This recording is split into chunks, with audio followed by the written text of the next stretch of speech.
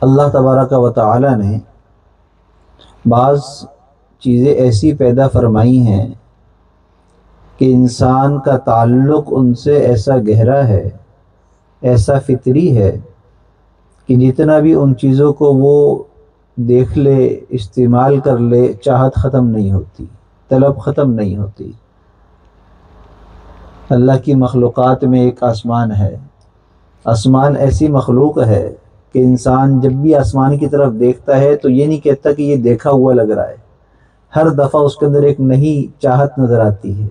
اور آسمان کی بلندیاں اور آسمان کے اوپر چاند، سورج، ستارے، ساری مخلوقات، جتنا انسان اس کی گہرائی میں جاتا ہے تو اس کے اندر ڈوب جاتا ہے، آگے دیکھتا چلا جاتا ہے۔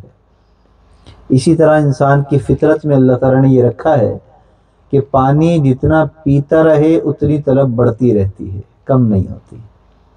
کبھی کسی سے یہ نہیں سنا ہوگا کہ اب مجھے پانی کی طلب نہیں ہے۔ جتنا مرضی، جو مرضی مشروب پی لے، جب تک پانی نہ پیے تو کہتا ہے کہ پیاس ابھی بجھی نہیں ہے۔ پانی ایسی نعمت ہے کہ وہ ہمیشہ پینے کو دل کرتا ہے، یہاں تک کہ آخری وقت بھی آ جائے تو اگر کچھ مانگے تو پانی ہی انسان مانگتا ہے، پانی دے دو مجھے۔ اسی طریقے سے بیت اللہ، کعبۃ اللہ، اللہ کا گھر، وہ ایسی جگہ ہے جو جا چکے ہیں وہ جانتے ہیں، جو نہیں گئے ہیں وہ طلب اور تڑپ کے ساتھ ہمیشہ سوچتے رہتے ہیں کہ ہم بھی اس کو دیکھیں گے، ہم بھی اس کا دیدار کریں گے۔ ویڈیو میں، تصویروں میں دیکھنا ایک الگ چیز ہے، لیکن جب انسان اس کے سامنے جاتا ہے تو اس کی کیفیت بدل جاتی ہے، بدن کے رونگٹے کھڑے ہو جاتے ہیں، آنکھوں سے آنسو جاری ہو جاتے ہیں، اور جی کرتا ہے کہ بس اس کو دیکھتے رہو، دیکھتے رہو، دیکھتے رہو۔ یہی وجہ ہے کہ اللہ کے محبوب صلی اللہ علیہ وسلم نے فرمایا کہ جو شخص بھی بیت اللہ کو جب پہلی نظر ڈالتا ہے اور پلک جھپکتی نہیں ہے، اس کے دل میں جو دعا، جو تمنا، جو طلب اللہ سے پیدا ہوتی ہے، اللہ اس کی وہ طلب پوری فرما دیتے ہیں۔ تو بیت اللہ وہ اللہ تعالیٰ کی نعمت ہے کہ جس کی طلب کبھی ختم نہیں ہوتی۔ آپ سال میں 4 دفعہ چلے جائیں یا سال میں 1 مرتبہ چلے جائیں یا ہر سال جائیں، لیکن اس کی طلب بڑھتی ہے، کم نہیں ہوتی۔ اور جیسے ہی اس پر نظر پڑتی ہے، کعبۃ اللہ پر، تو ایسا دل کرتا ہے کہ بس اب میں اسی کو دیکھتا رہوں، اسی کو دیکھتا رہوں۔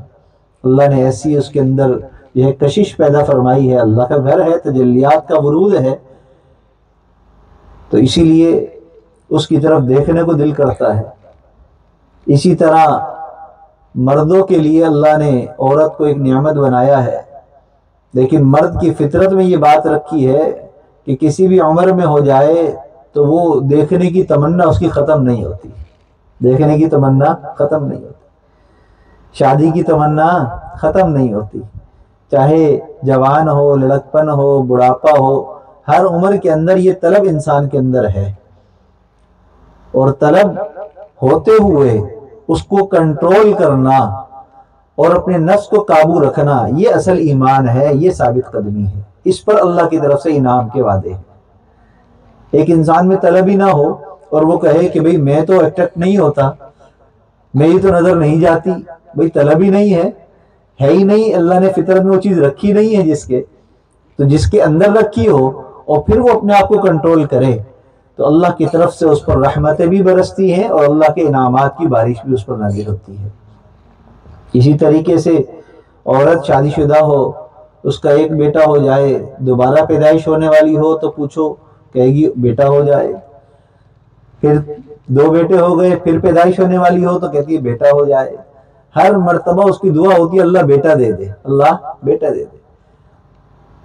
عورت کی فطرت میں اللہ نے رکھا ہے کہ جب وہ ماں بنتی ہے تو اس کے دل میں طلب ہوتی ہے کہ اللہ مجھے بیٹا دے دے، اللہ مجھے بیٹا دے دے۔ تو بعض چیزیں اللہ نے ایسی بنائی ہیں جو ہماری فطرت کے مطابق ہے، اس کے اندر طلب ایسی ہے کہ جو کبھی ختم نہیں ہوتی۔ بالکل ایسے ہی اللہ تعالیٰ نے اپنے کلام کو اپنے محبوب صلی اللہ علیہ وسلم پر جو نازل کیا ہے، یہ ایسا کلام ہے جس کو جتنا پڑھتے جاؤ، پڑھتے رہو، سنتے رہو، زندگی گزر جائے گی لیکن طلب ختم نہیں ہوگی، اور طلب بڑھتی ہے۔ جتنا اچھا پڑھا جاتا ہے اتنی طلب بھی زیادہ بڑھ جاتی ہے۔ حرمین شریفین چلے جائیں، وہاں پر بڑے ٹھہر ٹھہر کر جو ہے تلاوت تراویح میں ہو رہی ہوتی ہے.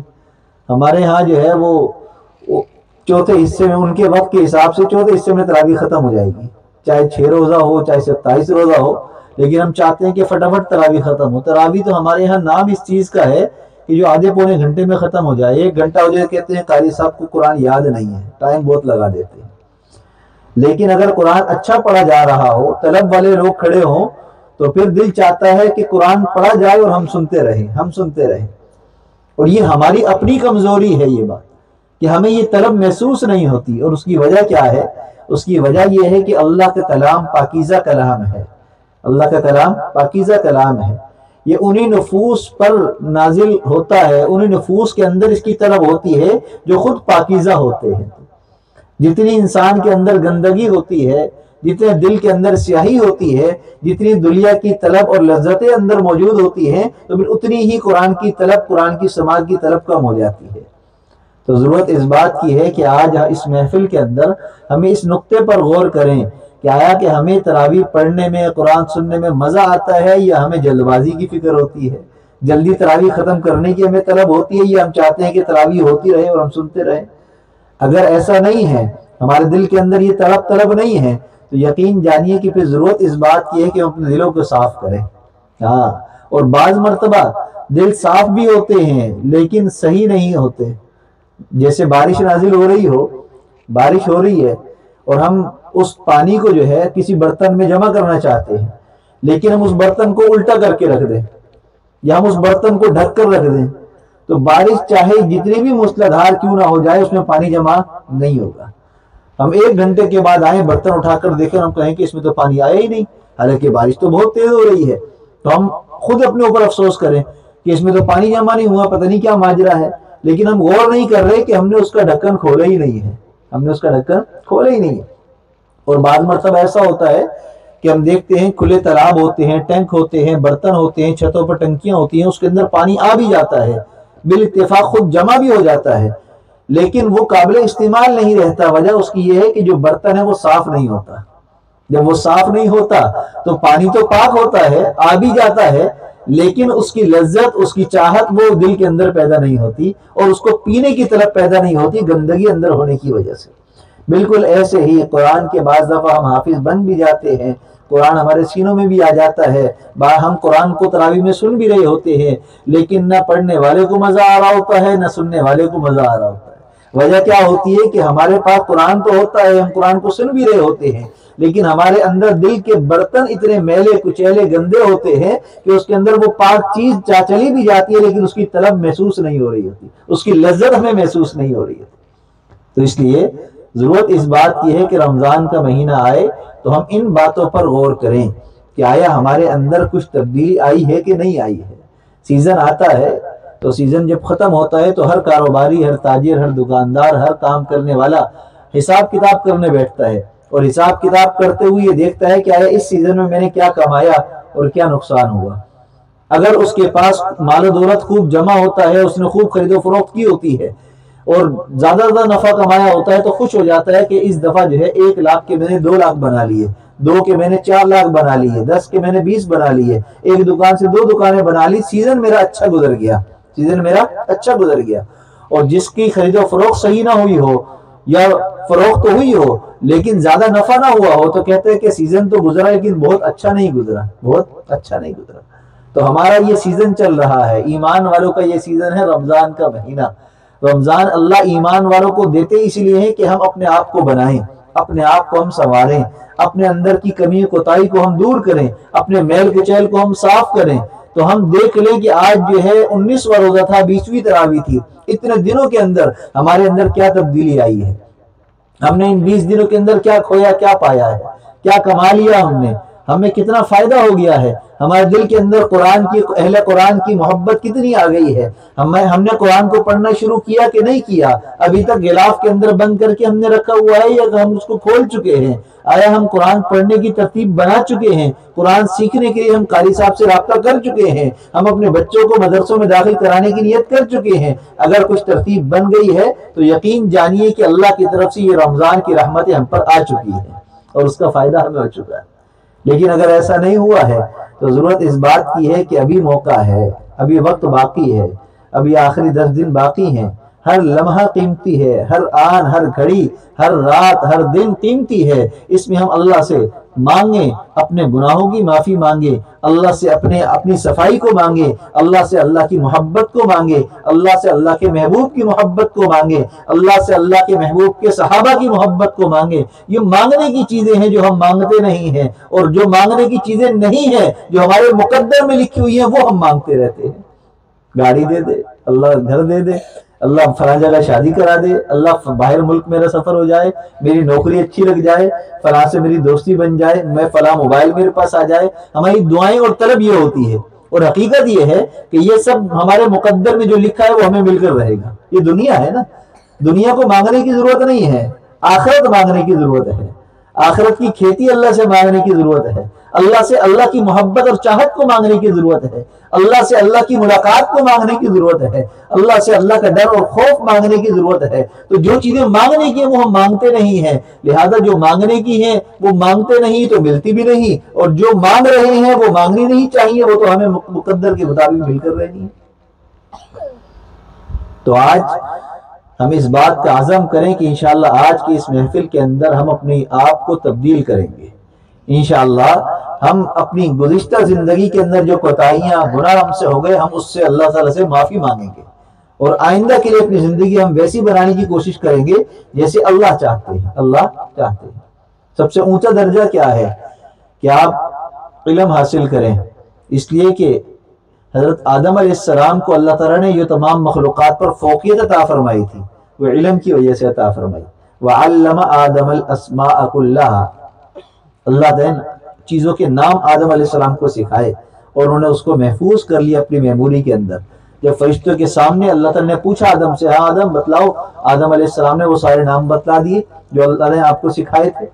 تو علم آدم کو سکھایا، انہوں نے محفوظ کیا، تو اس بات کی وجہ سے اللہ تعالیٰ نے آدم علیہ السلام کو تمام مخلوق پر فوقیت عطا فرما دی، یہاں تک کہ وہ مخلوق جو اللہ کی نورانی مخلوق ہے، جس کے اندر نافرمانی کا عنصر نہیں ہے، معصوم ہے، اللہ کے فرشتے ہیں، تو وہ اللہ کی عبادت میں لگے ہوئے تھے پہلے سے، جو اللہ نے حکم دیا اس کو پورا کر رہے تھے۔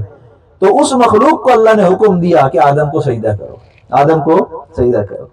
کیوں؟ آدم کو ہم نے علم دیا، اس نے محفوظ کیا۔ یہ صفت ہمیں بڑی پسند آئی، آدم کی یہ صفت اللہ کو پسند آئی، اور ہم ابن آدم ہیں، تو سب سے اعلیٰ صفت کیا ہے؟ علم حاصل کرنا۔ اللہ کے محبوب نے فرمایا کن عالما او متعلما او متبعا او محبا، فرمایا کہ 4 چیزیں اختیار کرو، علم حاصل کرو، عالم بنو۔ عالم نہیں بن سکتے، عمر گزر چکی ہے، طالب علم بن جاؤ۔ طالب علم تو ہر عمر میں بن سکتا ہے انسان۔ اللہ کے محبوب صلی اللہ علیہ وسلم پر قرآن نازل ہوا، آپ نے صحابہ کرام کو سنایا۔ صحابہ کرام میں سب سے پہلے ایمان لانے والے کون ہیں؟ حضرت ابوبکر صدیق رضی اللہ تعالیٰ عنہ۔ ان کے بارے میں آتا ہے کہ 2.5 سال کے اندر سورۃ البقرہ آپ نے سیکھی تھی۔ کتنے سال میں؟ 2.5 سال میں۔ اور ہم جو ہے وہ چند گھنٹوں میں، چند دنوں کے اندر سورۃ البقرہ پڑھ جاتے ہیں، ہمیں پتہ ہی چلتا کیا ہم نے پڑھا ہے۔ انہوں نے سیکھی تھی، اور کس عمر میں سیکھی تھی؟ اللہ کے محبوب صلی اللہ علیہ وسلم سے عمر میں صرف 2 سال چھوٹے تھے آپ، ایسے ہی ہے، 2 سال چھوٹے تھے آپ۔ تو گویا کہ آپ کی عمر بڑی تھی، چھوٹے تو نہیں تھے۔ تو آپ نے علم حاصل کرنا شروع کیا۔ تو علم حاصل کرنے کے لیے کوئی عمر نہیں ہے۔ آپ شادی شدہ ہوں، بچوں والے ہوں، کاروبار والے ہوں، تجارت والے ہوں، نوکری پیشہ ہوں، دیہڑی دار مزدور ہوں، ٹھیلے لگاتے ہوں، آپ جو ہے کہیں پر بھی کسی بھی مصروفیت کے اندر ہوں، طالب علم بن سکتے ہیں۔ اس کے لیے صرف ایک شرط ہے، اللہ تعالیٰ سے دعا مانگے اور دل کے اندر طلب پیدا کریں، اللہ مجھے طالب علموں میں شامل فرما دے۔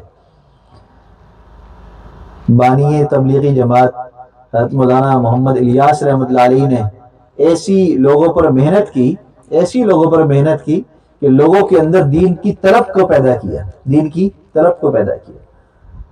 قریب زمانے کے اندر تبلیغی جماعت کے بہت بڑے بزرگ اور امیر حاجی عبدالوہاب صاحب رحمۃ اللہ علیہ نور اللہ مرقدہ، ان کے شناختی کارڈ میں انہوں نے اپنے کارڈوں کے اندر جو انٹری کرائی تھی اپنی طالب علم کرائی ہوئی، کہتے ہیں میں طالب علم ہوں، حالانکہ بڑھاپے کی عمر کو ہو کر انتقال کیا ہے، لیکن اس عمر کے اندر بھی اپنے آپ کو طالب علم بتلاتے تھے ہر ایک کو۔ تو طالب علم اپنے آپ کو بنانا یہ کوئی مشکل کام نہیں ہے، بس یہ نیت کرنی ہے اور اللہ سے دعا کرنی ہے اللہ تو یہ علم حاصل کرنے والوں میں شامل فرما دے۔ اب چلتے پھرتے علماء سے، حفاظ سے آپ اپنی ترتیب بنا لیں، جہاں پر بھی آپ کو سہولت ہو جائے، آپ کو محلے کی مسجد میں سہولت ہے، آپ کو جہاں آفس ہے وہاں سہولت ہے، آپ کو جہاں ٹھیا ہے وہاں سہولت ہے، جس نماز میں آپ کو ٹائم ہوتا ہے اس نماز میں وہاں کے امام صاحب، حافظ صاحب کو آپ منت سماجت کریں، ان سے وقت لیں، ان کو کچھ معاوضہ بھی دیں وقت کا، اور کہیں کہ مجھے قرآن پڑھائیے، مجھے کچھ مسائل سکھا دیجیے، روزانہ ترتیب بنا لیں، ہفتے میں 4 دن بنا لیں، ہفتے میں 3 دن بنا لیں، لیکن بنائیں ضرور۔ تو اس سے فائدہ کیا ہوگا کہ اللہ کے ہاں آپ طالب علموں کے اندر شامل ہو جائیں گے، جس کے بارے میں اللہ کے محبوب صلی اللہ علیہ وسلم نے فرمایا کہ علم حاصل کرنے والوں سے اللہ اتنے خوش ہوتے ہیں کہ اللہ کی نورانی مخلوق اپنے پر ان کے قدموں میں بچھاتے ہیں۔ ہاں، تمام مخلوقات علم حاصل کرنے والوں کے لیے دعائیں کرتی ہیں، فرشتے دعائیں کرتے ہیں، چرند پرند دعا کرتے ہیں، حشرات الارض دعائیں کرتے ہیں، ساری مخلوقات اللہ کے علم حاصل کرنے والوں کے لیے دعائیں کرتی ہیں۔ تو آج سے ہم نے یہ نیت کرنی ہے، عالم نہیں بن سکے اپنے بچوں کو عالم بنائیں، اپنے بچوں کو حافظ بنائیں، آپ کی طلب ہوگی، اللہ سے دعا ہوگی، اللہ اس طلب کے مطابق آپ کی نسل کے اندر علم کو داخل فرما دیں گے، آپ کی اولادوں کو اللہ دین کے لیے قبول فرما دیں گے۔ تیسرا درجہ متبعاً، کہ ہم علماء کرام اور طلباء کرام کی اتباع کرنے والے بنے۔ کیا مطلب اتباع کا؟ کہ ہم جو سیکھ رہے ہیں، ہم جو زندگی گزار رہے ہیں، تو ہم ویسے گزاریں جیسے ہمارے علماء ہماری رہنمائی کریں، اس رہنمائی کے مطابق۔ کے پاس ہی تو ہم جو ہے اتباع کرنے والے بنے، علماء سے ہماری محبت اتنی شدید ہو کہ اگر کسی عالم کے منہ سے ہم کوئی بات سن لیں تو ہماری جو ہے وہ بات ہمارے دماغ میں ایسی چپک جائے کہ جب تک ہم اس پر عمل نہ کر لیں ہمیں سکون نہ آئے، ہمیں سکون نہ آئے۔ اصل علم یہ ہے کہ آپ کے پاس جو معلومات آئیں اس پر عمل کی طلب پیدا ہو جائے، طلب پیدا ہو جائے آپ کے اندر۔ تو علماء کی محبت جب ہوگی تو ان کی اتباع بھی آسان ہوگی، پھر وہ کہیں گے کہ بھئی ابھی جو ہے ذکر کا وقت ہے تو ذکر کریں گے، علماء کرام اعلان کریں گے ابھی جہاد کا وقت ہے تو جہاد کے لیے نکلنا آسان ہوگا، علماء کرام اعلان کریں گے کہ ابھی جہاد نہیں، ابھی تبلیغ میں جاؤ تو تبلیغ میں جانا آسان ہوگا، علماء کرام اعلان کریں گے ابھی تمہاری عمر علم حاصل کرنے کی تو پھر وہ آسان ہوگا۔ اور اس کی مثال ہمیں ملتی ہے، اللہ کے محبوب صلی اللہ علیہ وسلم کے پاس ایک صحابی آئے، فرمایا کہ یا رسول اللہ صلی اللہ علیہ وسلم میں جہاد میں جانا چاہتا ہوں، آپ مجھے بتلائیے میں کیا کروں؟ آپ نے فرمایا کہ تمہارے گھر میں تمہاری والدہ کی خدمت کے لیے تمہارے علاوہ کوئی ہے؟ یا رسول اللہ اور کوئی بھی نہیں ہے، صرف میں اکیلا ہی ہوں۔ فرمایا کہ تمہارا جہاد یہی ہے کہ تم اپنے والدین کی خدمت کرو۔ اب ان کو جہاد کا ثواب کہاں مل رہا ہے؟ گھر میں والدین کی خدمت کرتے ہوئے۔ یہ کیسے ہوا کہ وہ طالب علم بنے اور اللہ کے محبوب کے پاس اتباع کرتے ہوئے آ گئے کہ آپ مجھے بتلائیے کہ میں کیا کروں، اس وقت آپ جہاد میں جا رہے ہیں، میرے لیے کیا حکم ہے؟ تو آپ نے فرمایا تمہارے لیے گھر میں رہنا سب سے بڑا حکم ہے اور یہی تمہارا جہاد ہے۔ تو جب ہم علماء کی اتباع کریں گے تو ہمارے جو مسائل ہوں گے، ہماری جو زندگی کا دائرہ ہوگا، اس کے مطابق ہمیں رہنمائی ملے گی اور چلنا ہمارے لیے آسان ہو جائے گا۔ اور ایک کام جو آخر میں آپ نے فرمایا وہ تو ہم سبھی کر سکتے ہیں، اور وہ محبت ہے، اور وہ محبت ہے، علماء سے محبت، طلباء سے محبت۔ ہاں، اور محبت کیسی ہو کہ ان کے جوتے سر پر رکھنا ہمارے لیے کوئی مشکل بات نہ ہو، اٹھانا نہیں، سر پر رکھنا بھی مشکل بات نہ ہو۔ ہم نے ایسے اپنے بڑے دیکھے ہیں، ان کے واقعات سنے ہیں، اپنے اساتذہ سے علماء کے واقعات سنے ہیں۔ اور ابھی اس زمانے کے اندر ایک مقرر کو میں نے دیکھا کہ وہ بیان کرتے ہوئے تکمیل قرآن کی تقریب تھی حفاظ کرام کی، تو یہ حافظ بنا تھا بچہ، اس کو کہا کہ اپنے جوتے لے کر آؤ، اور اس کے جوتے لے کر انہوں نے اس کو چوما اور اپنے یوں رکھا اور کہا کہ تیرے جوتے بھی جو ہے افضل ہیں کیونکہ تو حافظ قرآن بنا ہے۔ اس زمانے کے اندر بھی ایسی مثالیں موجود ہیں، اور یہ انسان تبھی کر سکتا ہے جب دل کے اندر محبت انتہا درجے کی ہو، اس لیے کہ محبت جب انتہا درجے کی ہوتی ہے تو پھر انسان کو صرف وہی چیز پسند آتی ہے جو اس کے دل میں ہوتی ہے۔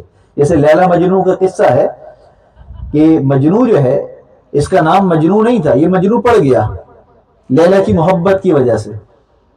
حضرت حسن رضی اللہ تعالیٰ عنہ کے ہاتھ پر لوگوں نے بیعت کی کہ آپ ہمارے امیر المومنین ہیں، اور دوسری طرف حضرت امیر معاویہ رضی اللہ تعالیٰ عنہ کے ہاتھ پر لوگوں نے بیعت کی کہ آپ ہمارے امیر المومنین ہیں۔ اب مسلمانوں میں دو گروہ بن گئے، مسلمانوں میں دو گروہ بن گئے۔ اور اللہ کے محبوب صلی اللہ علیہ وسلم اپنے نواسے حسن کے بارے میں یہ پیشن گوئی کر چکے تھے کہ یہ صلح جو ہے صلح والا ہے اور یہ فساد کو ختم کرنے والا ہے۔ جب یہ تنازع ہوا، مسلمان دو جماعتوں کے اندر بٹنے لگے، تو حضرت حسن رضی اللہ تعالیٰ عنہ نے حضرت امیر معاویہ رضی اللہ عنہ کے ہاتھ پر بیعت کر لی اور آپ نے ان کی امارت کو تسلیم کر لیا۔ کچھ دن گزرے، راستے سے گزرتے ہوئے جو مجنو ہے، اس کا نام ہے امراء القیس، اس سے ملاقات ہوئی اور اس سے کہنے لگے، حضرت حسن کہنے لگے کہ ہاں بھائی، میں نے جو ہے خلافت امیر معاویہ کے سپرد کر دی اور میں ان کے ہاتھ پر بیعت ہو گیا، میں نے صحیح کیا، میں نے صحیح کیا، خلافت انہی کو جچتی ہے یا مجھ پر جچتی ہے، میں نے صحیح کیا غلط کیا؟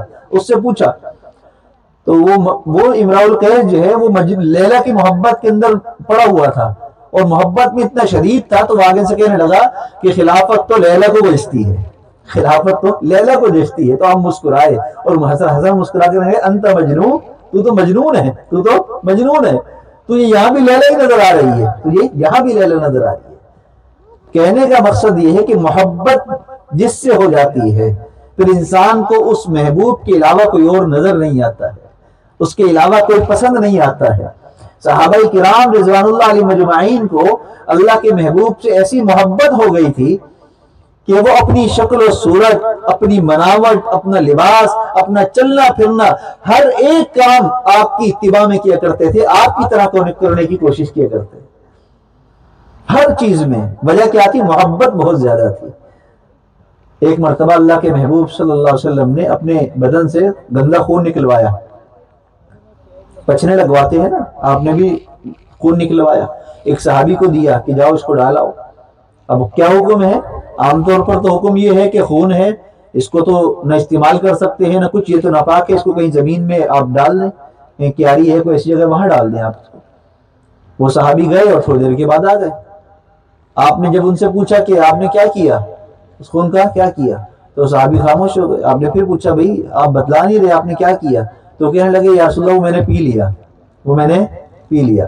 آپ خاموش ہو گئے، مسکرائے۔ کیوں؟ اس لیے کہ نبی کا جو خون ہے وہ بھی پاک ہے، نبی کے بدن سے نکلنے والی ہر چیز پاک ہے، اس کو پینے میں کوئی عیب نہیں ہے، یہ عام انسان کا حکم نہیں ہے۔ ہم سب جو ہے الگ ہیں، نبی جو ہے اللہ کے محبوب ہے، وہ تو اللہ کے بعد سب سے بابرکت ذات ہے، سب سے اونچی ذات ہے، آپ کی ہر چیز پاک تھی، تو وہ خون بھی پی گئے۔ محبت اتنی شدید تھی کہ خون تک پی گئے۔ تو محبت جب انسان کو ہو جاتی ہے تو پھر وہ کچھ نہیں دیکھتا، وہ صرف یہی دیکھتا ہے کہ مجھے اتباع کیسے کرنی ہے۔ تو ہم اللہ سے اللہ کی محبت کو مانگے، ہم اللہ سے اللہ کے محبوب کی محبت کو مانگے، اپنے محبوب کی سنتوں کی محبت کو مانگے۔ ہم یہ نہیں مانگتے جس کی وجہ سے اتباع کرنا ہمارے لیے مشکل ہے۔ پانچویں بات جو اللہ کے محبوب نے فرمایا کہ عالم بنو، طالب علم بنو، اتباع کرنے والے بنو، محبت کرنے والے بنو۔ پانچویں نہ بننا، کیا مطلب؟ علم سے اور علماء سے بغض کرنے والے نہ بننا، بغض دل میں نہ آئے۔ ہاں اگر بغض آ گیا نا تو پھر دنیا آخرت تو خراب ہوگی، دنیا بھی خراب ہو جائے گی۔ علماء سے بغض کی پہچان کیا ہے؟ کہ ہمیں علماء کی برائیاں نظر آنے لگ جائیں، ہمیں علماء کے اندر خامیاں دکھنے لگ جائیں۔ حالانکہ عالم بھی ایک انسان ہے، لیکن بحیثیت عالم ہونا، اس کا جو اللہ کے ہاں مقام ہے وہ اس تک ہم تو نہیں پہنچ سکتے ہیں۔ اللہ کے محبوب نے کیا فرمایا کہ عالم کا سونا عابد کی عبادت سے افضل ہے، عابد کی عبادت سے افضل ہے۔ ایک عالم سو رہا ہے، علماء کرام اس کی وجہ بتلاتے ہیں کہ عالم سوتا کیوں ہے؟ وہ اس لیے سوتا ہے کہ اگلے دن اٹھ کر پھر میں علم کی خدمت کروں گا، پھر میں حدیث کا درس دوں گا، قرآن کا درس دوں گا، علم طلبہ کو پڑھاؤں گا۔ تو اس کی سونے کی جو سوچ ہے وہ بھی اگلے دن علم کی ساتھ جڑی ہوئی ہے، تو علم کے ساتھ سوچ اس کی جڑ جانے کی وجہ سے اللہ تعالیٰ اس کے سونے پر بھی اس کو عبادت کا ثواب عطا فرماتے ہیں۔ اور ایک عام بندہ ہے جو عالم نہیں ہے، وہ ساری رات تہجد پڑھ رہا ہے، قرآن پڑھ رہا ہے، تلاوت کر رہا ہے، ساری رات اس نے جتنا ثواب کمایا وہ اس درجے کو نہیں پہنچتا تھا جو عالم نے سو کر ثواب کما لیا۔ تو اس لیے فرمایا کہ علماء سے بغض نہیں کرنا چاہیے۔ کبھی دماغ کے اندر، دل کے اندر ایسی چیزیں آئیں، ایسے جذبات پیدا ہو جائیں، دماغ میں سے خیالات آنے لگے، فوراً اس کو جھڑکنا اور اللہ سے دعا کرنا، اللہ تو علماء کے بغض سے محفوظ فرما، علماء سے محبت نصیب فرما۔ اس لیے کہ علماء کون ہیں؟ العلماء ورثۃ الانبیاء، انبیاء کے وارث ہیں۔ اب یہاں پر آ کر ہم بڑھ جاتے ہیں۔ کیسے بڑھتے ہیں؟ بہت سارے اچھے سمجھدار نمازی لوگ بھی بعض دفعہ کیا کہتے ہیں؟ بھائی یہ سیاسی مولوی ہے۔ کیا کہتے ہیں؟ سیاسی مولوی ہے۔ عالم ہے، وہ سیاسی ہے یا جس درجے کا بھی ہے، وہ اللہ اور اس کا معاملہ ہے۔ ہمارا اس کا تعلق کیا ہے؟ ایک عالم اور ایک جاہل، ایک عالم اور ایک عام بندہ، جاہل آدمی۔ عالم کے مقابلے میں تو ہم جاہل ہیں، تو ایک جاہل کا عالم سے کیا مقابلہ ہے؟ اب وہ چاہے سیاسی ہو، سماجی ہو، رفائی ہو، امامت کرنے والا ہو، مدرس ہو، جو بھی ہو، وہ اس کا اور اللہ کا معاملہ ہے، لیکن ہے تو عالم وہ۔ اس کے علمیت کو لے کر آپ جو ہے کس طریقے کی رائے قائم کر رہے ہیں، یہ ہمیں سوچنے کی ضرورت ہے۔ تو اس لیے علماء کے بارے میں بالکل بھی ایسی رائے پیدا کر لینا، ایسی سوچ لے آنا اور ایسے جذبات دل میں رکھنا جس سے بغض ظاہر ہو رہا ہو، حسد ظاہر ہو رہا ہو، نفرت ظاہر ہو رہی ہو، تو اس سے اپنے آپ کو بچانا۔ اللہ کے محبوب نے فرمایا کہ علماء سے بغض نہ رکھو، علماء سے بغض نہ رکھو۔ ہم نے قرآن پاک پڑھا سورۃ الفاتحہ سے لے کر سورۃ الناس تک، کتنے پارے ہیں؟ 30 پارے قرآن پاک ہم نے پڑھا، قرآن پاک ہم نے سنا، تراویح کے اندر پڑھا بھی ہے۔ مجھے بتلائیے کہ پورا قرآن پڑھ لینے کے بعد میری طبیعت میں کیا تبدیلی آ گئی؟ کیا میرے عزائم کے اندر تبدیلی آ گئی؟ عبادت کرنے میں میری لذت کتنی بڑھ گئی؟ کچھ بھی نہیں، کچھ بھی نہیں۔ حالانکہ قرآن اللہ کا کلام ہے۔ قرآن جب نازل ہوتا تھا اللہ کے محبوب صلی اللہ علیہ وسلم پر بہت دباؤ آ جاتا تھا، اور آپ جو ہے جلدی جلدی قرآن پاک کی آیتوں کو پڑھا کرتے تھے۔ تو اللہ نے قرآن پاک میں حکم دیا آپ جلدی نہ کریں، ہم آپ کو یاد کرا دیں گے، ہم اس کو محفوظ کر دیں گے، آپ آرام سے پڑھیے۔ لیکن اس کے بوجھ کو برداشت کرنا آپ کے لیے بعض دفعہ مشکل ہو جاتا تھا۔ آپ اونٹنی پر سوار ہوتے تھے، اونٹنی جو ہے وہ دب جایا کرتی تھی بوجھ کی وجہ سے، وحی کے نازل ہونے کی بوجھ کی وجہ سے۔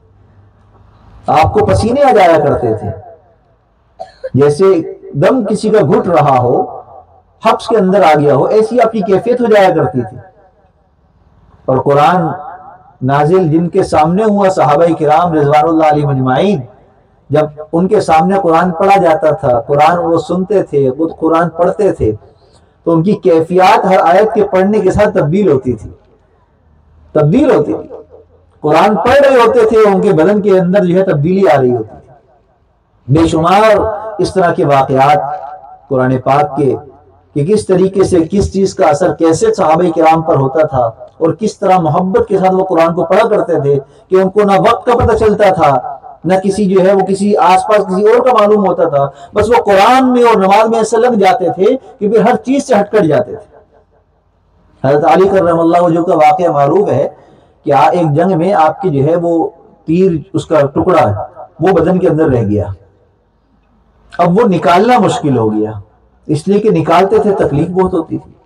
تو آپ نے کہا کہ رہنے دو، اس کو ایسے ہی رہنے دو، اس کو نہ نکالو، بہت تکلیف ہوتی ہے۔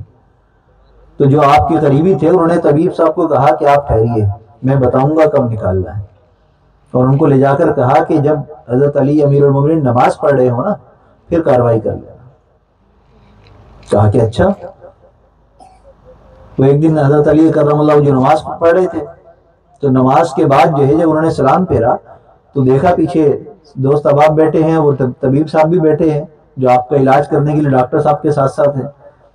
تو آپ ان کو دیکھ کر مسکرائے، کیا انتظار کر رہے ہو میری نماز کا کہ میں ختم کروں گا تو میرے آ کر تم زخم کو وہ نکالو گے ذرے کو؟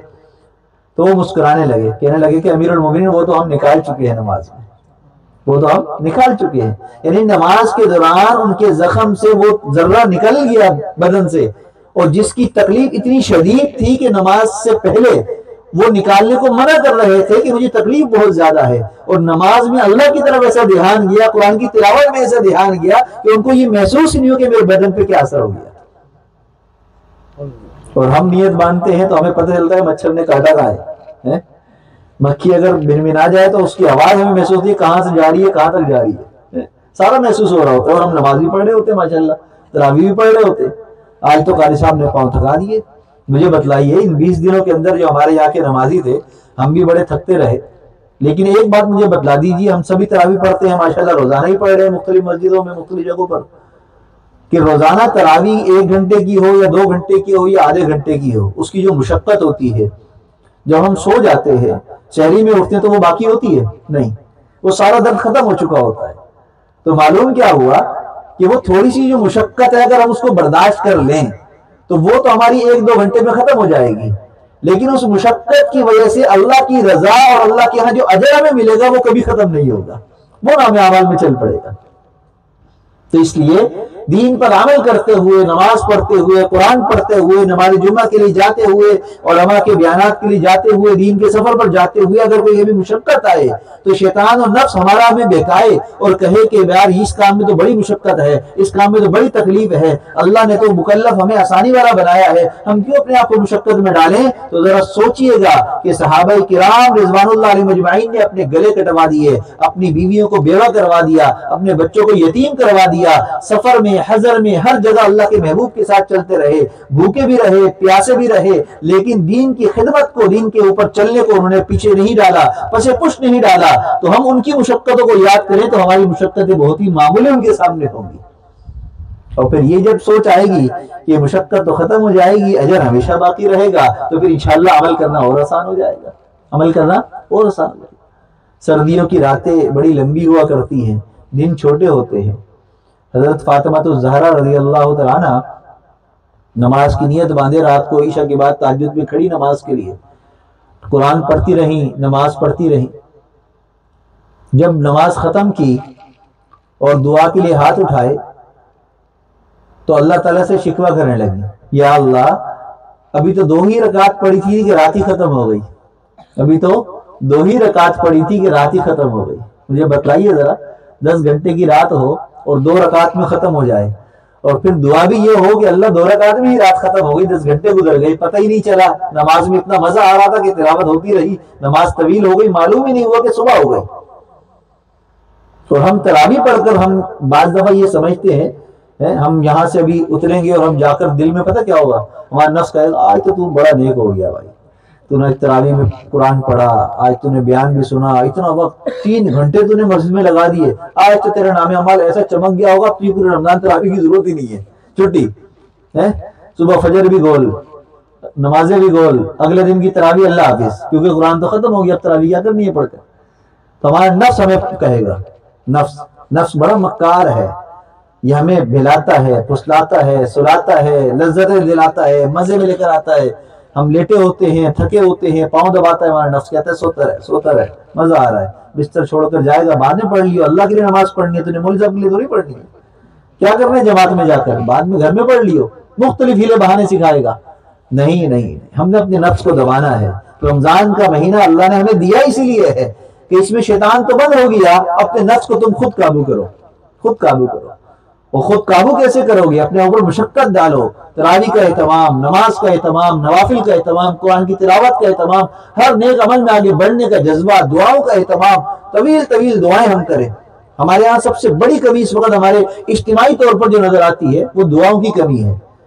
مسجد کے اندر 1000 نمازی ہوتے ہیں، مشکل سے 10 نمازی ایسے ملیں گے جو بڑے خوش و خدوش سے دعا کر رہے ہوں گے، ورنہ امام صاحب نے دعا کرائی، سب کی دعا ختم، بس اب گھر۔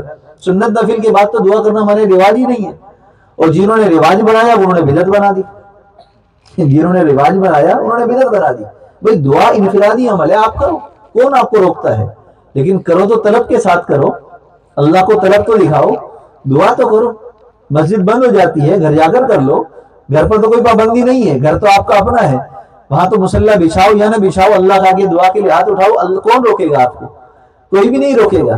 بلکہ ایسے لوگ کہ جو نیک نہ ہوں، ان کے سامنے کوئی نیکی کر رہا ہو تو وہ بھی دوسروں کو روکتے ہیں، اس کو کرنے دو، اس کو کرنے دو، اس کا عمل خراب نہیں کرو۔ یہ اللہ نے فطری جذبہ رکھا ہے سب کے اندر، یہ عبادت کرنے والے کو لوگ آسان کرتے ہیں، اس کے کام کو، اس کی رکاوٹ کو ختم کرتے ہیں لوگ۔ تو اس لیے ہم طلب پیدا کریں، اللہ سے ہم طلب مانگیں۔ رمضان کا مہینہ ہے، قبولیت کی گھڑیاں چل رہی ہیں، اس کے اندر ہم اپنے لیے آسانیاں پیدا کریں۔ حضرت عمر فاروق رضی اللہ تعالیٰ عنہ ایک دفعہ دوران سفر ایک جگہ پہاڑی کے دامن میں رک گئے، لشکر آپ کے ساتھ ہے، دوپہر کا وقت، گرمی، تیز گرمی ہے، آپ رکے ہوئے ہیں، سواری سے اتر گئے اور یوں پہاڑ کی طرف دیکھ رہے ہیں۔ ایک ساتھی آئے، امیر المومنین کیا بات ہے، یہ قضاء حاجت ہے، یہ کوئی ضرورت ہے، کیا مسئلہ ہے، آپ یہاں کیوں رک گئے؟ گرمی ہے، سارا پورا لشکر رکا ہوا ہے۔ تو آپ نے فرمایا کہ یہ پہاڑ دیکھ رہے ہو، اسلام لانے سے پہلے میرے والد خطاب مجھے جو ہے وہ جانور چرانے کے لیے بھیجا کرتے تھے، تو میں ان پہاڑوں میں بکریاں چرایا کرتا تھا، اونٹ چرایا کرتا تھا، اور جب شام کو میں گھر واپس جاتا تو میرے والد سے اکثر مجھے ڈانٹ پڑتی، کبھی کبھی مار بھی پڑتی اس بات پر کہ جانور صحیح چرا کر نہیں لایا، صحیح چرا کر نہیں لایا۔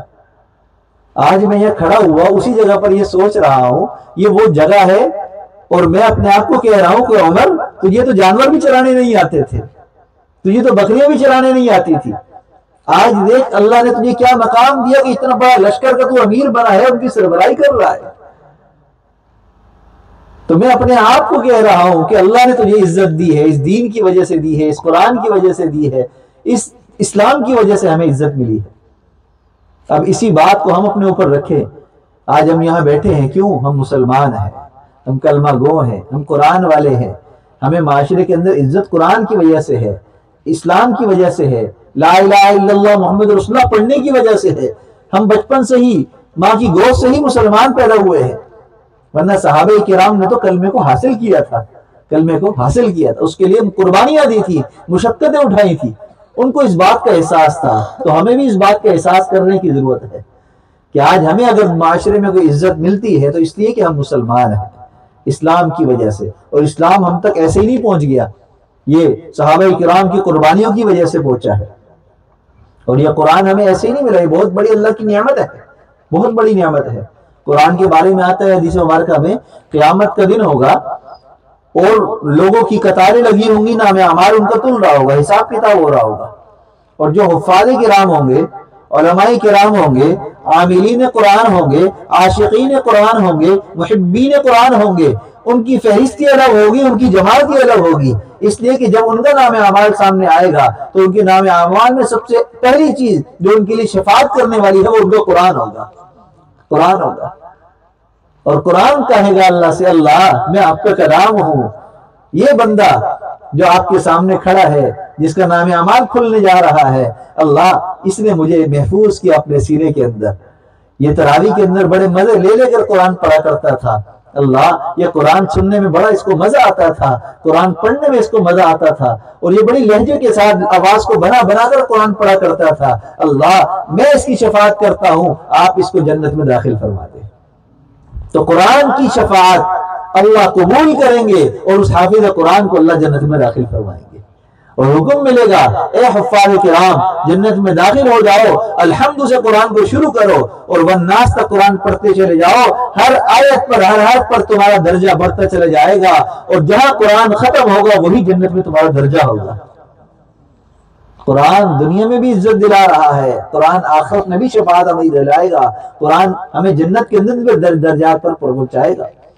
تو قرآن سے اپنے آپ کو جوڑیں، قرآن والوں سے ہم محبت کریں، اپنے بچوں کو ہم حافظ قرآن بنائیں، ہم اپنے بچوں کو عالم قرآن بنائیں، جو اپنے آپ کو اس طرف لے آئے گا، اس راستے پر لے آئے گا، وہ کامیاب ہو جائے گا۔ لیکن اس کامیابی کے لیے جو سب سے بڑا نسخہ ہے وہ پتہ کیا ہے؟ وہ ہے عاجزی۔ کیا ہے؟ عاجزی۔ حدیث قدسی ہے، اللہ فرماتے ہیں الکبر ردائی، بڑائی میری چادر ہے، بڑائی میری چادر۔ اللہ فرما رہے بڑائی اللہ کی چادر ہے، انسان کی نہیں۔ آج ہم بڑے ہیں، ہم عالم ہیں، ہم علامہ ہیں، ہم مفتی ہیں، ہم حافظ ہیں، اکڑ کر بات کرتے ہیں، کسی کو صحیح طرح ہاتھ نہیں ملاتے ہیں، نہیں نہیں، بحیثیت مسلمان ہم معاشرے میں اپنے آپ کو اکڑ دکھاتے ہیں، ہم مسلمان ہیں، نہیں۔ مسلمان کون ہے؟ جس کے ہاتھ اور زبان سے دوسرا انسان محفوظ رہے، وہ مسلمان ہے، اور وہ ہوگا جس کے دل میں عاجزی ہوگی، جس کے دل میں عاجزی ہوگی۔ اللہ کو عاجزی پسند ہے۔ کیا پسند ہے؟ عاجزی پسند ہے۔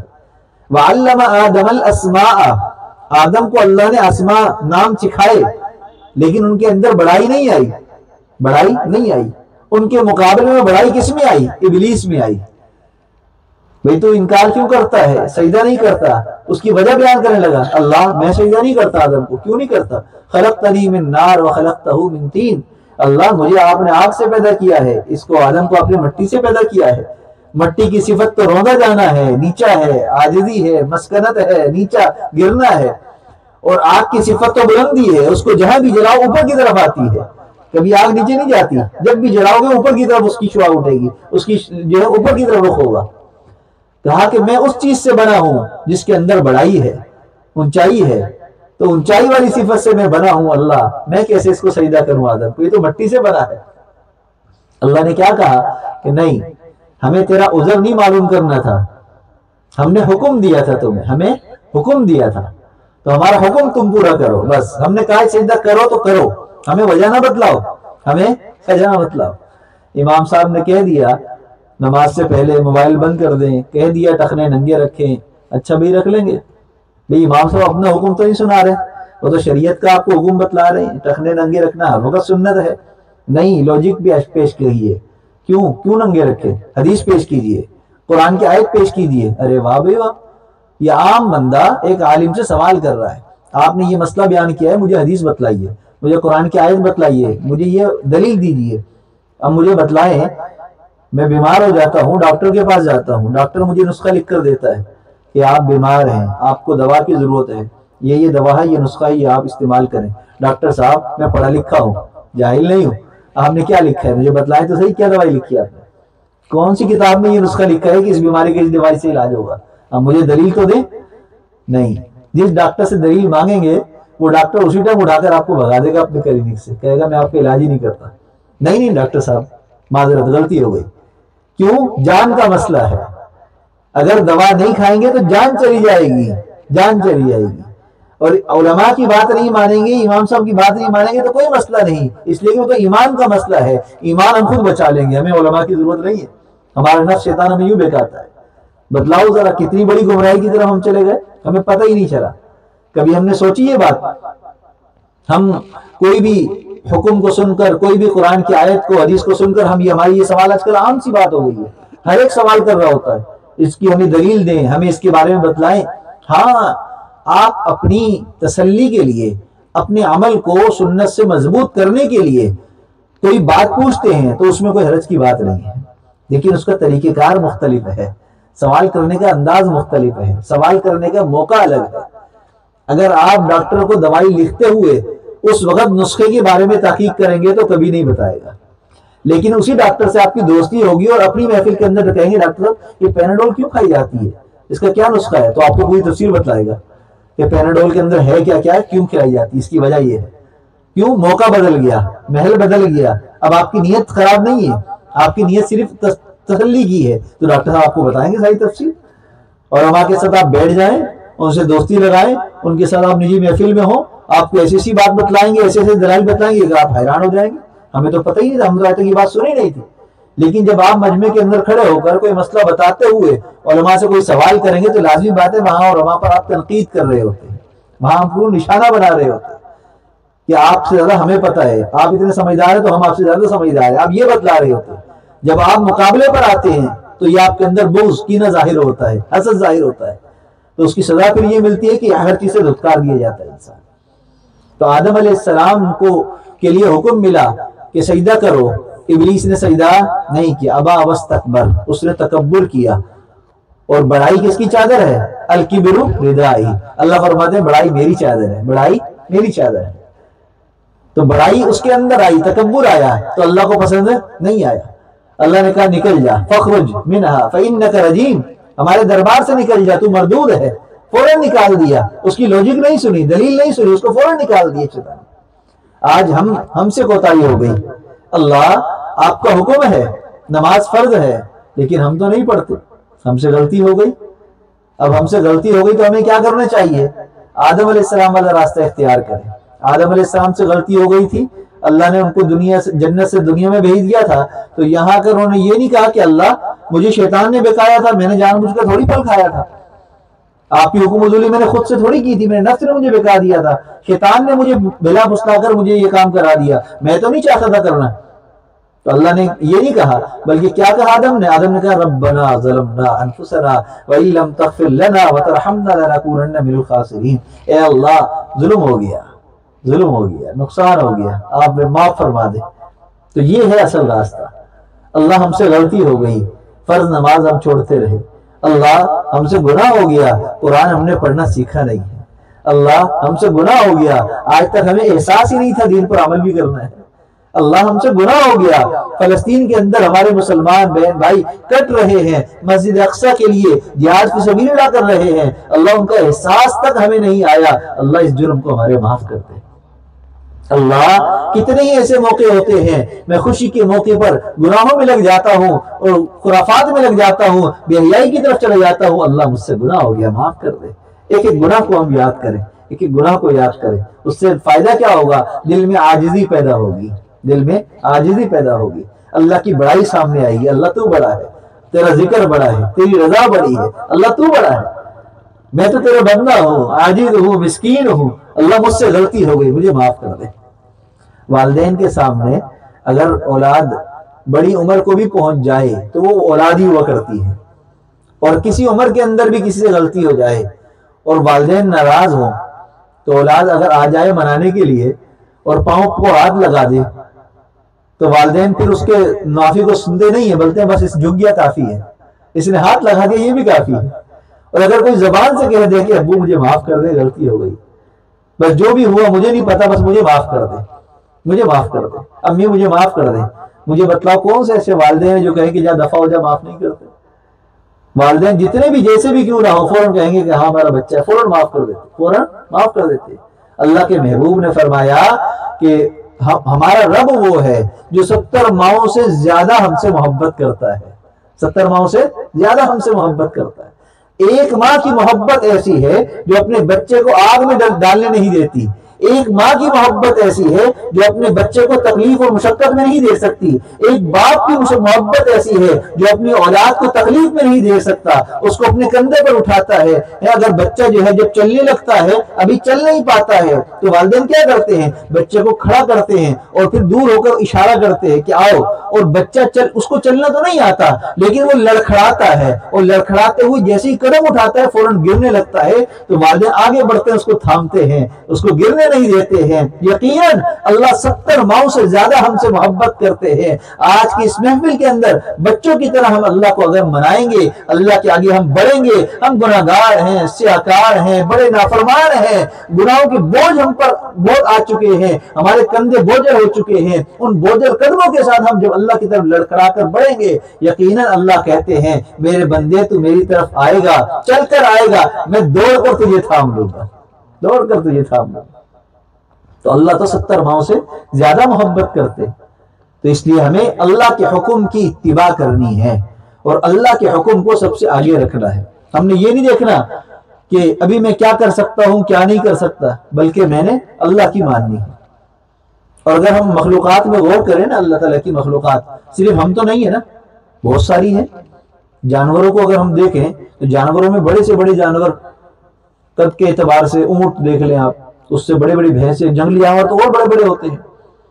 ان جانوروں کو جو قد میں طاقت میں ہم سے کئی گنا زیادہ ہیں، اگر ہم ان کو سدھا لیں، اگر ہم ان کو پال لیں، تو بڑے سے بڑا جو خطرناک جنگلی جانور ہے وہ بھی اپنے مالک کو تکلیف نہیں پہنچاتا، وہ بھی اس کی فرمانبرداری کرتا ہے۔ وہ بکرے کو دیکھا ہے، اگر بکرے کو بچپن سے پالو نا تو اس کے گلے میں رسی کی ضرورت نہیں پڑتی، پھر وہ مالک کے پیچھے پیچھے بھاگتا ہے، پیچھے پیچھے بھاگتا ہے۔ بکریاں چرانے والے جانتے ہیں، بکریوں کو لے کے جا رہے ہو نا تو بکری بعض دفعہ ریور سے ہٹتی ہے پھر آ جاتی ہے، ہٹتی ہے پھر آ جاتی ہے، وہ اپنی لائن نہیں بولتی، میرا مالک وہ جا رہا، اس کے پیچھے مجھے چلنا ہے، اس راستے پر مجھے چلنا ہے۔ اور سب سے ناپاک جانور کتا، کہ جس کے بارے میں حکم ہے کہ اس کا تھوک، اس کا پسینہ اگر لگ جائے، بدن پر کپڑے پر ناپاکی لگ جائے، منہ مار دے، تو اس برتن کو، اس کپڑے کو تاکید کے ساتھ دو، 3 دفعہ نہیں، 5 دفعہ، 7 دفعہ دو، تب جا کر وہ پاک ہوگا۔ اس کے اندر ناپاکی کے اثرات بہت زیادہ ہیں، لیکن اسی ناپاک جانور میں، کتے میں اللہ نے وفاداری کیسی رکھی ہے کہ اگر اس کتے کو کوئی دودھ پلا دے، کوئی ہڈی ڈال دے، تو وہ سب سے پہلے جو کتا کام کرتا ہے وہ آ کے اپنی زبان لگاتا ہے قدموں پر، اپنے مالک کی قدم چاٹتا ہے، زبان سے چاٹتا ہے۔ وہ اپنی اندر فطرت دکھا رہا ہوتا ہے کہ تم نے مجھ پر احسان کیا ہے، میرا سب کچھ تمہارے لیے قربان ہے۔ اب ذرا ہم غور کریں، ہماری یہ ساری مخلوقات ہماری فرما بردار، ہمارے تابع ہیں۔ اگر کوئی مخلوق جس کو ہم پال رہے ہیں، کوئی بکرا ہم نے پالا ہے، گائے پالا ہے، بدک رہا ہو تو ہم کیا کرتے ہیں؟ مارتے ہیں اس کو ہم کھانا نہیں دیتے ایک وقت کا کہ یہ بدک رہا ہے، نافرمان ہو رہا ہے، اور فرما بردار ہو تو ہم اس کو چارہ بھی دیں گے، ہم اس کو پانی بھی دیں گے، ہم اس کو آرام بھی کریں گے. یہ ہمارا ماتحت جانور ہے. ہم کس کے ماتحت ہیں؟ اللہ کے. کس کے ہیں؟ اللہ کے اور اللہ کے محبوب کے. اطیعوا اللہ و اطیعوا الرسول. اللہ کی اطاعت کرو، اللہ کے رسول کی اطاعت کرو. تو ہم اس ذات کے فرما بردار ہیں یا نہیں؟ نہیں. اگر نہیں ہے، گانے ہم سن رہے ہیں، فلمیں ہم دیکھ رہے ہیں، بد نظری ہم کر رہے ہیں، زبان درازی ہم کر رہے ہیں، بات چیت میں گالی گلوچ ہم کر رہے ہیں، ہم کاروبار میں جھوٹ ہم بول رہے ہیں، دھوکہ ہم دے رہے ہیں، ہم جو ہے ہر قسم کا فراڈ کر رہے ہیں صرف 2 پیسے کمانے کے لیے، دنیا کی چمک دمک کے لیے، تو یقین جانیے کہ ہم اللہ کی نافرمانی کر رہے ہیں. اور آج ہم اس محفل کے اندر بیٹھ کر سوچیں کہ روزانہ ہم نافرمانی کر کے گھر پر آتے ہیں، پھر بھی ہمیں گھر میں کھانے کو مل جاتا ہے، پھر بھی ہمیں گھر کی چھت ویسی ہی مل جاتی ہے. ہمارا گھر اللہ تباہ نہیں کرتے، ہمارا کھانا اللہ بند نہیں کرتے، کھانا ہمیں مل رہا ہے، خوراک ہمیں مل رہی ہے. ہم نافرمانی پر نافرمانی کر رہے ہیں، لیکن اللہ تعالیٰ اپنی نعمتوں کو بڑھائے چلے جا رہے ہیں، بڑھائے چلے جا رہے ہیں. تو ضرورت اس بات کی ہے کہ ہم اس میں اہمیت کو سمجھیں کہ جب مؤذن کہتا ہے حی علی الصلاح حی علی الفلاح، تو وہ بندہ نہیں کہہ رہا ہوتا، بلکہ وہ بندہ اللہ کا پیغام دے رہا ہوتا ہے کہ آؤ نماز کی طرف آؤ، کامیابی کی طرف، اللہ کی طرف آؤ، اللہ کے گھر کی طرف آؤ، اللہ کی عبادت کی طرف آؤ. ہم اس حکم کو دیکھیں کہ حکم کس کا وہ ہمارے سامنے پیش کر رہا ہے. سلطان محمود غزنوی بہت نیک بادشاہ گزرا ہے، بڑا انصاف والا اچھا بادشاہ، اس کے بڑے واقعات ہیں. اس کے دربار کے اندر ایک شخص آیا جس کا نام ایاز تھا. عام بندہ تھا لیکن تھا بڑا سمجھدار. جو بڑے لوگ ہوتے ہیں نا، وہ 1-2 دفعہ کی نظر سے ہی پہچان جاتے ہیں کہ یہ بندہ کس لائن کا ہے، یہ بندہ کس صلاحیت کا ہے، پہچان جاتے ہیں. جیسے استاد جو ہے وہ پہچانتے ہیں بچوں کو کہ کون سا بچہ کیسا ہے، یہ شرارتی ہے، یہ ڈانٹ ڈپٹ والا ہے، یہ غصے والا ہے، یہ نرم طبیعت کا ہے، سب پتہ ہوتا ہے. والدین کو اپنی اولاد کا پتہ ہوتا ہے. تو ہر بڑے کو ایسا نہ سمجھیں. بعض لوگوں کو میں نے دیکھا ہے جو مزدور طبقہ ہے، نیچے کام والے طبقے ہیں، وہ اپنے بڑے کو جو کام کرا رہا ہو یا آفیسر ہو، اس کو پتہ نہیں کیا کہ اس کو پتہ ہی نہیں ہے ہم کام کرتے ہیں، ہمیں پتہ ہے. ارے بھائی، جو کام کرا رہا ہے اللہ نے اس کو مقام پر پہنچایا، تو کچھ عقل ہے تو اللہ نے پہنچایا ہے، کوئی صلاحیت ہے تو اللہ نے اس کو وہاں پہنچایا ہے. تو ایسے ہی نہیں ہم سمجھیں کسی کو کہ وہ ایسے ہی ہے. تو ایاز جب بادشاہ کے دربار میں آیا تو بادشاہ نے اس کو دیکھا، اس کے چال کو دیکھا، اس کے لہجے کو دیکھا، سمجھ گیا کہ بڑا بندہ تو بڑا باصلاحیت ہے. کہا کہ ہمارے ہاں آ جاؤ، تمہیں کھانا ملے گا، پینا ملے گا. بے روزگار بندہ تھا، غریب تھا، آسرا تو کوئی تھا نہیں. بادشاہ نے جیسے ہی آسرا دیا، کہا کہ بادشاہ سلامت، میں تو حاضر ہوں، صبح شام آپ کی خدمت کروں گا. اب وہ رہنے لگا، کھانا بھی اس کو مل رہا ہے، پینا بھی مل رہا ہے، بادشاہ کے پاس بیٹھا ہے، بادشاہ کی خاص خادم بن گیا. آہستہ آہستہ بادشاہ جب دربار لگاتا تو اس کو اپنے قریب بٹھانے لگا. اب جب جو ہے وہ قریب ہوا تو جو پرانے وزراء تھے وہ پریشان ہوئے کہ بھئی اب ہماری گدی جو ہے نا وہ خراب ہو رہی ہے، سیٹ خراب ہو رہی ہے، ہماری جگہ یہ لے رہا ہے. پہلے جو ہے وہ ہم سے مشورے ہوتے تھے، اب ایاز سے بھی مشورہ ہو رہا ہے، اور یہ ہمارے لیول کا تو ہے نہیں. ہم تو اونچے گھرانوں کے لوگ ہیں، امیر کبیر لوگ ہیں، بادشاہ کے ساتھ کے لوگ ہیں، اور یہ عام سا بندہ آج ہمارے ساتھ آ کر بیٹھ گیا. حسد جلن پیدا ہوئی. اب اس کے خلاف جو ہے پلاننگ شروع کر دی، اس کے خلاف پلاننگ شروع کی. بادشاہ کے کان بھرنے لگے، برائی کرنے لگے. جب وہ نہیں ہوتا تو بادشاہ کے سامنے اس کی برائیاں کرتے. تو ایک مرتبہ بادشاہ سمجھتا تو تھا ان کی باتوں کو کہ یہ کیوں کرتے ہیں. تو ایک مرتبہ ایک جو ہے وہ پھل لایا گیا دربار میں، تو بادشاہ نے جو ہے وہ سب کے سامنے رکھا، بھی دعوت ہے سب کھائیں. اب جس نے بھی پھل اٹھایا اور کاٹا، اس کی کاش لی کڑوی، پھل کڑوا. اب وہ کھا رہے، منہ سے نکال دے تھوک دے، جو کھائے منہ سے نکال دے تھوک دے. بادشاہ صاحب بہت کڑوا ہے. اب جتنے پھل تھے جس کے سامنے رکھے سب کڑوے. بھئی ایک ہوتا ہے، 2 ہوتا ہے، چلو کوئی تو میٹھا ہوگا. جب دیکھا کہ سبھی پھل جو ہے کڑوے ہیں اور سب منہ سے نکال رہے ہیں، اتنے میں ایاز پر نظر پڑی. ایاز کو دیکھا محمود غزنوی بادشاہ نے کہ وہ پھل کھا رہا ہے. بادشاہ نے پوچھا، ایاز تمہارا پھل کڑوا نہیں ہے؟ بادشاہ سلامت، کڑوا تو ہے، یہ کڑوا تو ہے. تو سب نے تو تھوک دیا، تم کھائے جا رہے ہو. بادشاہ سلامت، میں نے منہ میں رکھا تو بہت کڑوا تھا، میرے دل میں آیا کہ میں نکال دوں. پھر ایک دم سوچ آئی کہ یہ وہ بادشاہ ہے کہ جب میرے پاس کھانے کو نہیں تھا تو اس نے مجھے کھانے کو دیا تھا، جب میرے پاس لباس نہیں تھا تو اس نے مجھے لباس دیا تھا، میرے پاس رہائش نہیں تھی اس لیے مجھے گھر دیا تھا، آج اسی بادشاہ کے دربار میں مجھے پھل ملا ہے، اگر کڑوا ہے تو کیا ہوا، ملا تو بادشاہ کی طرف سے ہے نا، ملا تو بادشاہ کی طرف سے ہے۔ تو یہ سوچ کر میں کھاتا رہا کہ نہیں نہیں، بادشاہ کے ہاتھ سے جو بھی چیز ملے گی میں اس کو تسلیم کروں گا، چاہے وہ کڑوی ہو، میٹھی ہو، جیسی بھی ہو، اس لیے کہ آپ میرے محسن ہیں، آپ میرے محسن۔ بادشاہ اتنا خوش ہوا کہ اگلی محفل میں اس کو تھوڑا اور آگے بٹھا دیا۔ ہم جو وزراء تھے بہت پریشان ہوئے کہ یہ کیا ہوا، ہم تو یہ سوچ رہے تھے کہ اس حرکت کی وجہ سے بادشاہ کہے گا کہ اتنا نکما ہے کہ پھل کڑوا ہے، کھائے جا رہا ہے، سب نے تھوک دیا، یہ کھا رہا ہے، اس کو ذائقے کا ہی احساس نہیں ہے، یہ باتیں سنائے گا۔ بادشاہ نے اس کو اور اپنے قریب کر لیا کڑوا پھل کھانے کی وجہ سے، اب حسد جلن اور بڑھ گیا۔ اب اس کے خلاف پلاننگ شروع ہو گئی، اب اس کے پیچھے کارندے لگا دیے کہ کیا کرتا ہے، کہاں جاتا ہے۔ کچھ دن گزرے، بادشاہ کے سامنے ایک شکایت نامہ آ گیا، بادشاہ سلامت ہمیں اس پر شک ہے، یہ بندہ صحیح نہیں ہے، یہ کوئی مخبر ہے، یہ جو ہے کوئی چور ہے۔ کیا ہو گیا؟ بادشاہ سلامت ہم نے اس کی ریکی کرائی ہے، اس کی جو ہے دیکھ بھال کی ہے، بندے لگائے اس کے پیچھے، روزانہ رات کو جب سب سو جاتے ہیں تو یہ اپنے کمرے میں جاتا ہے، تو اس نے وہاں پر ایک الماری رکھی ہوئی ہے اور اس الماری کی چابی اس کے پاس ہے، اور کسی خادم نے، کسی نوکر نے، کسی ملازم نے آج تک اس الماری میں دیکھنے کی کیا ہے۔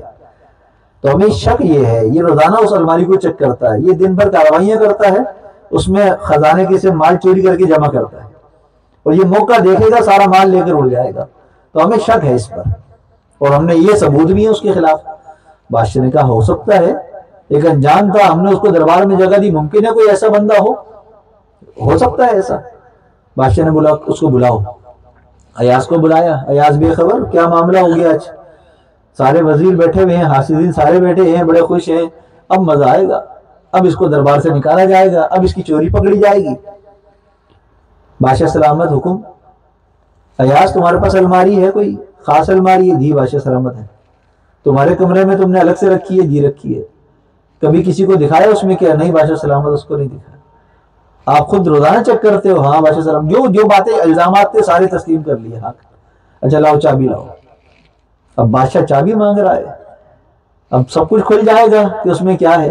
ایک ملازم کو دی کہ جاؤ الماری سے اس کا سامان جو بھی ہے لے کر آؤ۔ جب سامان لے کر آئے تو سارے حیران، بادشاہ بھی حیران، یہ کیا ہے؟ کیا دیکھا کہ اس کے سامان میں ایک جوڑا ہے، ایک چپل ہے، کچھ سامان ہے، پرانی چیزیں رکھی۔ بادشاہ سلامت سے پوچھا اور کیا ہے اس کے الماری میں؟ بادشاہ اور تو کچھ بھی نہیں ہے، خالی الماری، صرف یہی رکھا ہوا تھا۔ ایاز الماری میں یہی ہے؟ جی بادشاہ سلامت یہی ہے، اس میں کوئی اور خزانہ، کوئی سورے ہیرے جواہرات، کوئی جو ہے یاقوت، کوئی اور چیز تو نہیں ہے؟ نہیں بادشاہ سلامت اور کچھ بھی نہیں ہے، یہی ہے۔ اچھا یہ تو کوئی ایسی چیز نہیں ہے جس کو تم لاکر میں رکھو، اتنا سنبھال کر رکھو، تم نے کیوں اس کو سنبھال کر رکھا ہوا ہے؟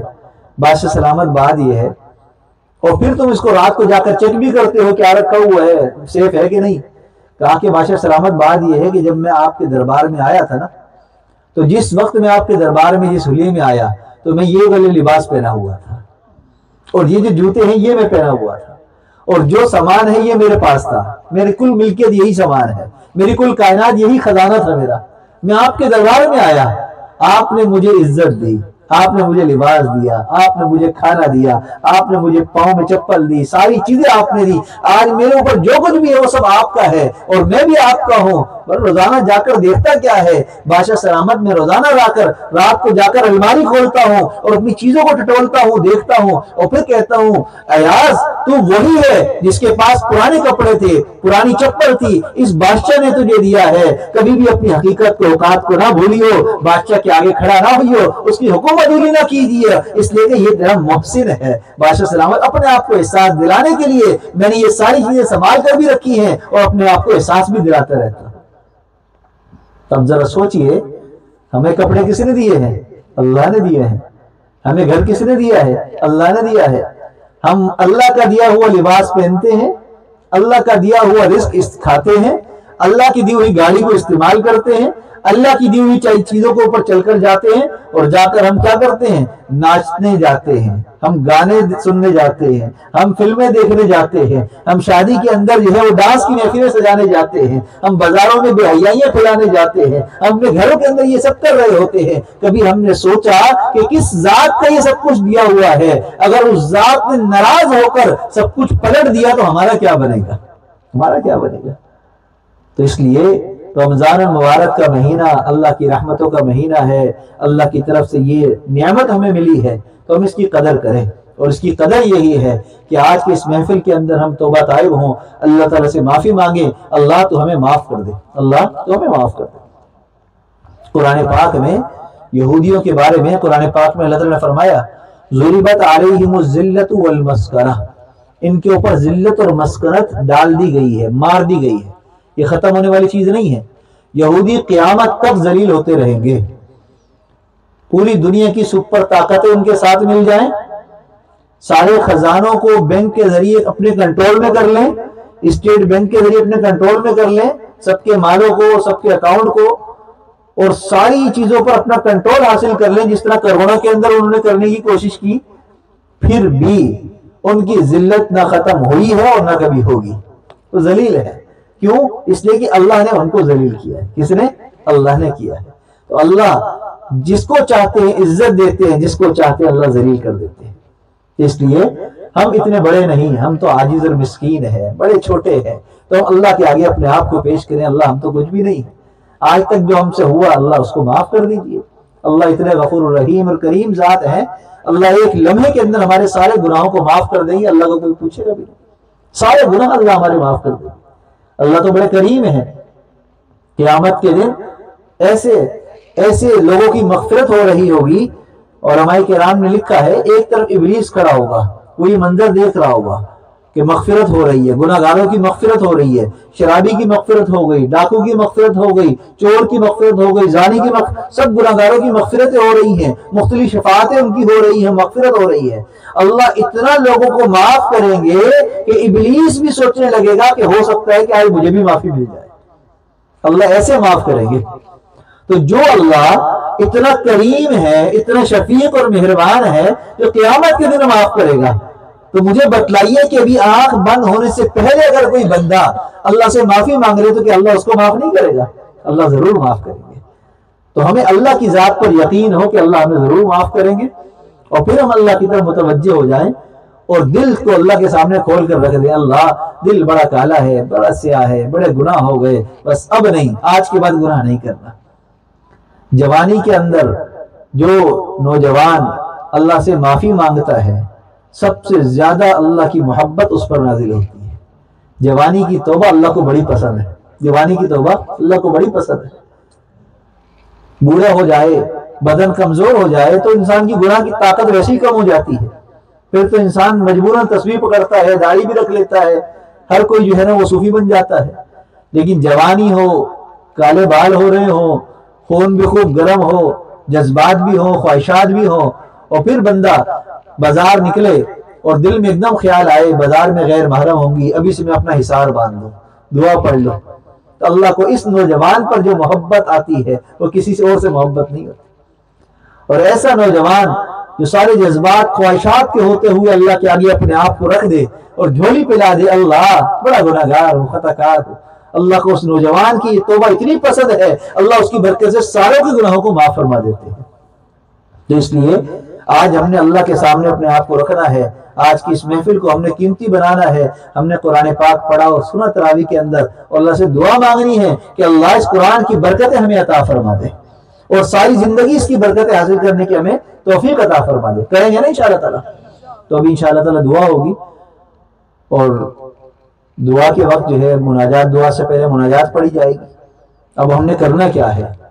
ہم نے جو ہے مناجات پڑھی جائے تو اپنی آنکھیں بند کر لینی ہے اور اپنے دلوں کی طرف اپنے آپ کو متوجہ ہو جانا ہے، اپنے دماغ کو دل میں لگانا ہے، اور کیا سوچنا ہے کہ اللہ کی رحمت آ رہی ہے، میرے دل میں سما رہی ہے، اور میرا دل بطور شکر کہہ رہا ہے اللہ اللہ اللہ۔ یہ سوچنا ہے، یہ سوچ اتنی اعلیٰ ہے۔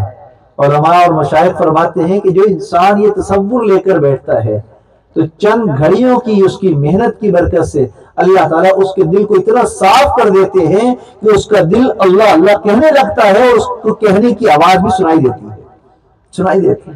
اور یہ اس بات کی علامت ہے کہ گناہ ہمارے دھل گئے اور اللہ کی طرف سے اب دل شفاف ہو گیا۔ جب یہ کیفیت ہوگی تو انشاءاللہ خود بخود ہم نیکی کی طرف راغب ہو جائے گے۔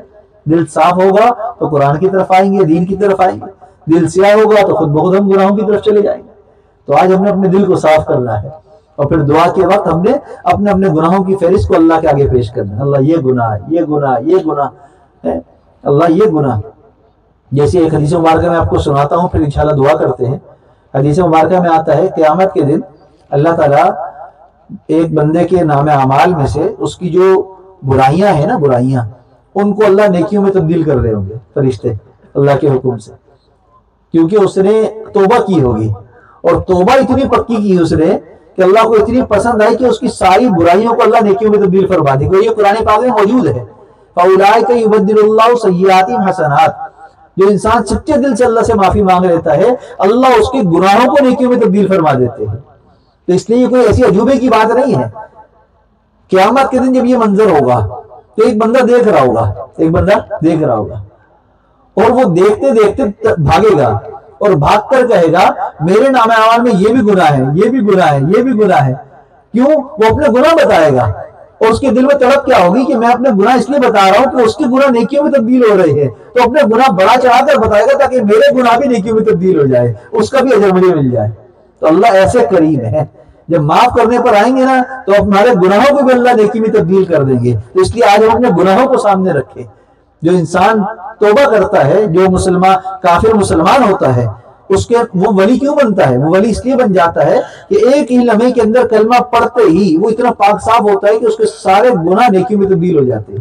جو اس نے کفر اور شرک کے ساتھ بے شمار گناہ کیے ہوتے ہیں وہ اب ساری نیکیاں بن جاتی ہیں. اس لیے ہم نے توبہ ایسی کرنی ہے کہ اللہ ہمارے یہ گناہ ہیں، یہ گناہ ہے، تاکہ ہمارے گناہ بھی اللہ نیکیوں میں تبدیل کر دے اور ہماری زندگی آسان ہو جائے. اللہ ہم سب کو سمجھ اور عمل کی توفیق عطا فرمائے.